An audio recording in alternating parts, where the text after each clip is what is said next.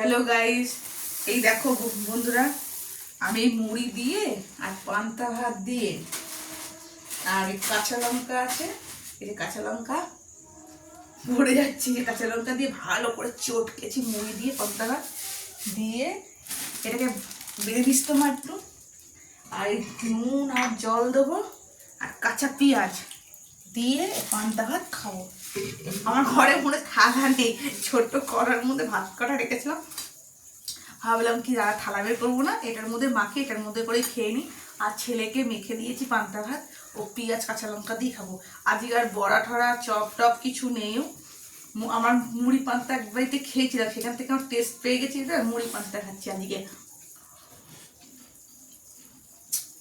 দারুণ লাগলো। তোমরা একদিন ট্রাই করে দেখো, পান্তা ভাত দিয়ে মুড়ি দিয়ে, তারপর যে কোনো চপ ভাজা দিয়ে খেতে পারো। আজকে আমি আর কিছু করিনি, গরমের মধ্যে ভালো লাগছে না, এটাই শুধু খাবো গরমের মধ্যে। ভিডিওটা ভালো লাগে লাইক কমেন্ট শেয়ার করো। বাই বন্ধুরা।